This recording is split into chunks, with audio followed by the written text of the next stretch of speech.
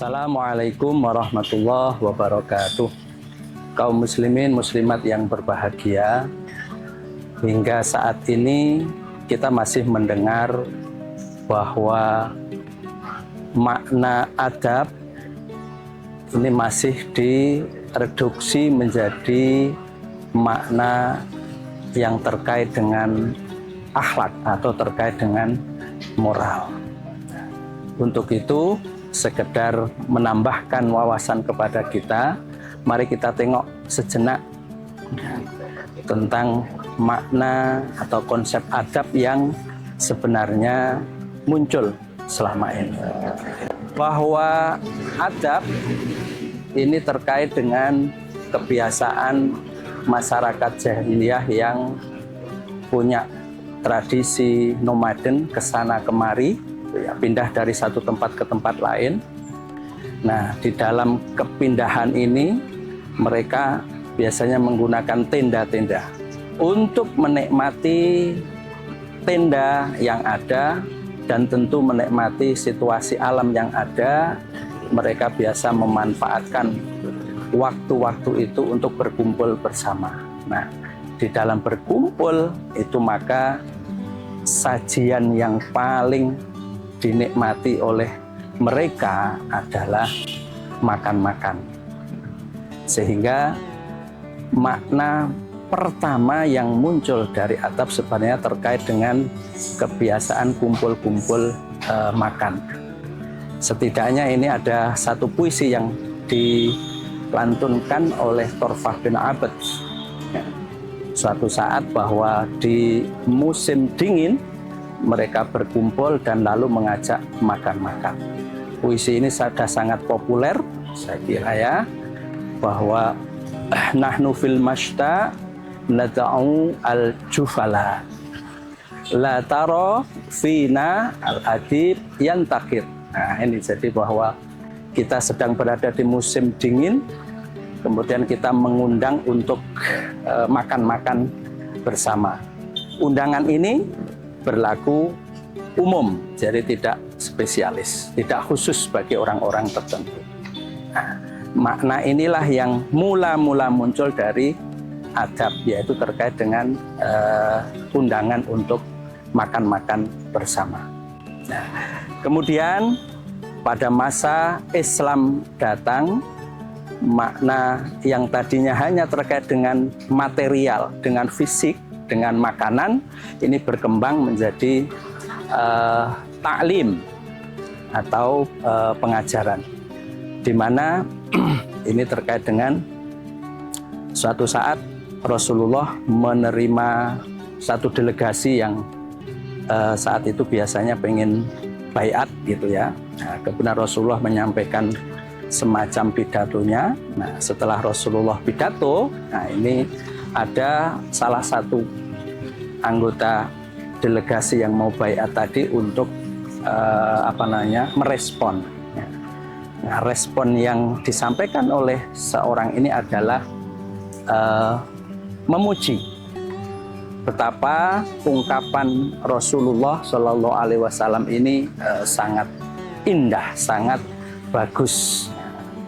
Nah, ketika Rasulullah dikonfirmasi, Rasulullah kok tadi saya untuk mengatakan ungkapan atau sambutan Rasulullah itu bagus, saya kok banyak sekali yang tidak paham dengan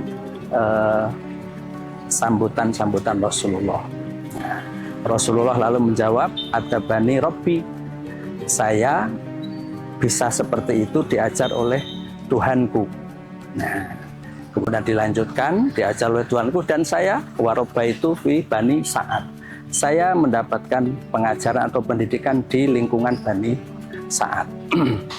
Itu makna yang berubah dari makna semula terkait dengan tradisi undangan untuk makan. Ini pada masa Islam, adab itu punya makna lain atau bisa dikatakan makna meluas, yaitu terkait dengan ta'lim wa tahdhib. Pindah bergeser ke masa Umawi, ternyata makna adab semakin meluas, di mana pada masa ini ada kebiasaan khalifah untuk, kalau bahasa sekarang mungkin semacam memprivat putra-putranya, ya, putra-putrinya untuk belajar tadinya belajar agama gitu ya, untuk belajar agama. Nah, dari situ lalu khalifah-khalifah, dimulai dari Khalifah Marwan misalnya,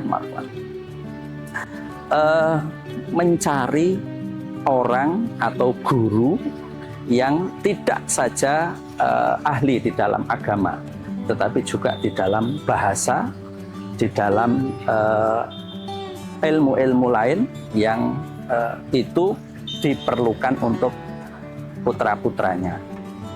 Sehingga dari sini makna adab kemudian berkembang, tidak ke taklim saja, tetapi juga berkembang kepada tahdzib, ya, taklim tahdzib, ya, yang kalau pada masa Rasulullah ini lebih banyak hanya terkait dengan persoalan-persoalan agama, persoalan-persoalan diniyah. Nah, pada masa Khalifah Umawi ini meluas lagi, terkait dengan tidak saja disiplin-disiplin keagamaan, tapi juga disiplin-disiplin keilmuan. Ya.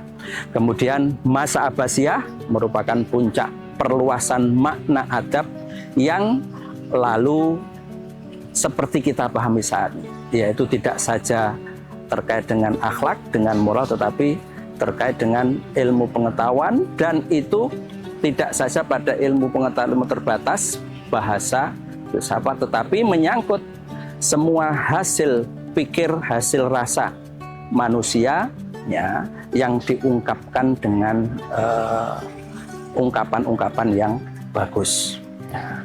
Untuk membedakan saat ini kita ada istilah adab, ada suluk, satu lagi terkait dengan istilah akhlak atau huluk.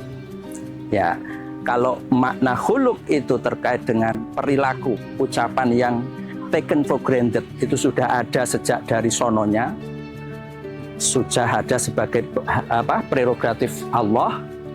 Maka suluk yang biasa ini terkenal di tradisi-tradisi thariqah pada saat ini, itu terkait dengan zahir, ya, penampakan dari tadi kebiasaan, perbuatan atau ucapan baik atau buruk. Sementara adab ini hanya terkait dengan mahasinul akhlak, jadi terkait dengan perbuatan-perbuatan yang baik-baik saja. Ya, lebih spesifik, ya, mulai masa Umawi, ya, makna adab secara spesifik, secara khusus ini terkait dengan studi puisi dan prosa, ya, yang ini akhirnya menjadi embrio atau cikal bakal prodi-prodi keilmuan terutama di PTKIN, yaitu terkait dengan studi tentang puisi dan prosa Arab. Itu saya kira konsep atau makna adab yang kalau seseorang atau sebagian dari kita hanya simplifikasikan sebagai terkait dengan moral, itu sebenarnya hanya kembali kepada masa jahiliyah.